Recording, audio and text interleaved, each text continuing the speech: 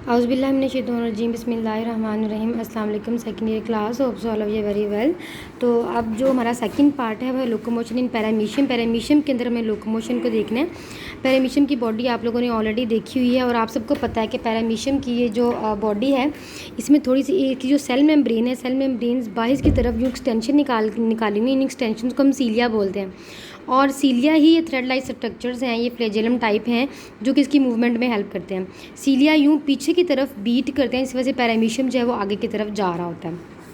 ठीक है जी। अगर हम इस सीलिया को सीलिया में यह वेव लाइक मूवमेंट होती है, ये तो हम सबको पता है वेव लाइक मूवमेंट होगी। जैसे कि अगर ये हैं, अगर एक सीलिया बेटा कभी भी ऐसे नहीं होता कि तमाम के तमाम सीलिया एक ही साथ पीछे की तरफ कॉन्ट्रैक्ट कर रहे हैं और एक ही साथ जो है वो रिलैक्स कर रहे हैं, ऐसे नहीं होता। इसमें बेटा पोर्शन की फॉर्म में जो है वो मूवमेंट हो रही होती है।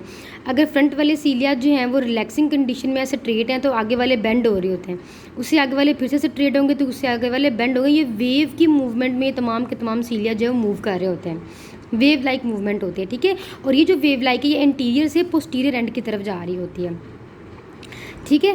तो हम सीलिया को स्टडी करें, अगर हम इसका माइक्रोस्कोपिक व्यू लें तो इसका सबसे पहले थ्रेड लाइक एक्सटेंशन है, सेल मेम्ब्रेन के ही एक्सटेंशन है जो कि बाहर की तरफ फैली है, जिसको हम सीलिया बोलते हैं। इसका जो डायमीटर है वो वेरी करता है और वो क्या है 0.1 से 0.5 माइक्रोन तक है। ठीक है जी। अगर हम एक सीलिया का मज़ीद जो है वो माइक्रोस्कोपिक व्यू लें तो माइक्रोस्कोप के अंदर आपको नज़र आएगा कि जो एक सीलिया है इसके अंदर 9 डबल फिब्रल्स होते हैं। फिब्रल्स आपको पता है प्रोटीन्स होती हैं। ठीक है। फाइबर की तरह की प्रोटीन्स होते हैं। ठीक है। ये क्या 9 है, यहाँ मैंने कम बनाई हुई हैं लेकिन ये टोटल 9 होती है और ये हमेशा पेयर की फॉर्म में होती हैं। ये 9 होती हैं लेकिन क्या पेयर की फॉर्म में होती हैं और ये सीलिया के अंदर यूँ लॉन्गिट्यूडल फॉर्म में होते हैं, मीन्स लंबाई की फॉर्म में होते हैं। अगर ये आपका एक सीलिया है तो इसमें यूँ इस तरह लंबाई की फॉर्म में आपको 9 डबल फिब्रल्स नज़र आएंगी। 9 पेरिफेरल का मतलब किनारे पे, पेरिफेरल का मतलब है किनारे पे, कि इस सीलिया के अंदर जो किनारे पे क्या होती हैं 9 पेरिफेरल डबल फिब्रल्स मौजूद हैं। 9 फिब्रल्स मौजूद हैं जो कि डबल होंगी, मीन्स पेयर के फॉर्म में होंगी। अच्छा, अगर हम इसका ट्रांसफर सेक्शन करें, मीन्स अगर ये लंबाई में तो यूँ सीलिया के अंदर ये ट्यूब्यूल्स मौजूद हैं, लेकिन अगर आप मैं इसको यहाँ से कट करके आपको इसका फ्रंट वाला पोर्शन दिखाऊँ, ये वाला पोर्शन दिखाऊँ, तो यहाँ से आपको जो माइक्रो ट्यूब्यूल नज़र आएंगे वो इस कंडीशन में नज़र आएंगी। जो 8 है ये फ्यूज्ड फॉर्म में, जो 8 है वो आपको किनारे पर नज़र आएंगी, जैसे 1 2 3 4 5 6 7 और 8 जो फिब्रल्स हैं जो डबल की फॉर्म में, जो फ्यूज्ड फॉर्म में, ये आपको बाहर की तरफ नज़र आएंगी, पेरिफेरल नज़र आएंगी, किनारे पे नज़र आएंगी। 2 जो है वो आपको सेंट्रल नज़र आएंगे, ये स्मॉलर फिब्रल्स होंगे, ये 2 होंगे। ठीक है जी।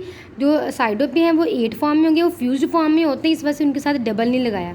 लेकिन जो सेंटर में है वो बिल्कुल सेपरेट होते हैं, फ्यूज्ड फॉर्म में नहीं होते, इस वजह से हमने सेंटर के लिए 2 सेंट्रल स्मॉलर फिब्रल्स यूज़ किया है। ठीक है। तो इनकी जो अरेंजमेंट है वो सीलिया के अंदर अगर हम ऊपर से देखें फ्रंट पार्ट से तो ये आपको यहाँ से ऐसी नज़र आएगी। ठीक है जी। और ये हम पढ़ चुके हैं कि ये लॉन्गिट्यूडनल होती हैं और ये बेसिकली सेल मेम्ब्रेन की एक्सटेंशन ही होती है जो सीलिया बनाती है।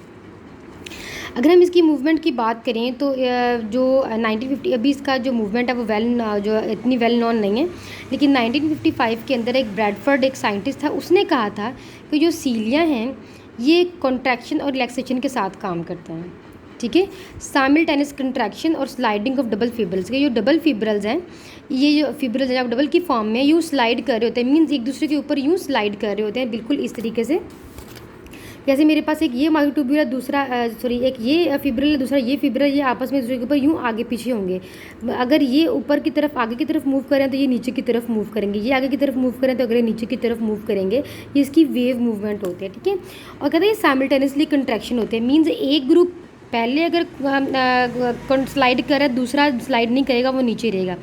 नेक्स्ट ग्रुप स्लाइड कर रहा है तो तीसरा जो है वो नीचे रहेगा। इस तरह ये ग्रुप्स की फॉर्म में होती है। तो बेसिकली इसकी ये 2 ग्रुप्स की फॉर्म में मूवमेंट करते हैं। ठीक है। 2 ग्रुप की फॉर्म है। फॉर एग्जांपल मैं कहती हूँ यहाँ से मैं हाफ़ कर देती हूँ, 5 एक तरफ रह जाती हैं, 4 मेरे पास फिब्रल्स एक तरफ रह जाते हैं। जो 9 में से जो 5 फिब्रल हैं, 9 में से जो 5 फिब्रल हैं वो पहले कॉन्ट्रैक्ट करेंगे। कॉन्ट्रैक्ट करने से क्या होगा कि वो बेंड करेंगे और पानी को पीछे की तरफ धकेलेंगे। ठीक है। ये है इफेक्टिव स्ट्रोक। इफेक्टिव स्ट्रोक का मतलब कि उन्होंने प्रेशर जो है वो क्रिएट कर दिया, ये प्रेशर जो है वो पैरामीशियम की मूवमेंट में हेल्प करेगा। अब 9 में से जो हाफ मैंने कर दी हैं 5 वो कॉन्ट्रैक्ट हो गई, ये इफेक्टिव स्ट्रोक है। फिर जब अगले 4 कॉन्ट्रैक्ट होंगे तो ये पहले वाले 5 को जो है वो रिलैक्स कर देगा। रिलैक्सिंग कंडीशन को हम कहते हैं रिकवरी स्ट्रोक। क्या वो रिकवर हो चुके हैं, वो रिलैक्स हो चुके हैं। समझ आ रही है। तो 9 में से 5 जब कॉन्ट्रैक्ट करेंगे ये इफेक्टिव स्ट्रोक है, और फिर अगले जब 4 कॉन्ट्रैक्ट करेंगे पीछे वाले 5 रिलैक्स हो जाएंगे, ये क्या रिकवरी स्ट्रोक है। इस तरह से कॉन्ट्रैक्ट और रिलैक्स से वेव लाइक मूवमेंट में सीलिया मूव कर रहे होते हैं। अगर हम इनका एक्शन देखें तो सीलिया के मूवमेंट के लिए ऑब्वियसली एटीपी चाहिए होती है, और वो एटीपी कौन प्रोवाइड करता है, इन माइक्रोट्यूब्यूल्स के साथ जो पेयर की फॉर्म में है, यहाँ पर इंजाइम्स अटैच होते हैं सीलिया के अंदर। इंजाइम जिसे एटीपीज इंजाइम कहते हैं। एटीपी इंजाइम क्या करते हैं, इनको एटीपी को स्प्लिट करके सेपरेट कर करके प्रोवाइड कर रहा होता है, एनर्जी प्रोवाइड कर रहा होता है। ठीक है, अभी जो बात करते हैं सीलिया जब कोऑर्डिनेशन के साथ काम करते हैं, हम पहले ही बात कर चुके हैं, हमेशा ये कोऑर्डिनेशन के साथ काम करेंगे। एक ग्रुप कॉन्ट्रैक्ट करेगा, दूसरा रिलैक्स करेगा, अगर पहले दूसरा कॉन्ट्रैक्ट करेगा तो पहला रिलैक्स करेगा, अफेक्टिव और रिकवरी स्ट्रोक के ज़रिए जो काम कर रहे होते हैं। तो आज के लिए इतना ही काफ़ी है। फ़ी अमान अल्लाह।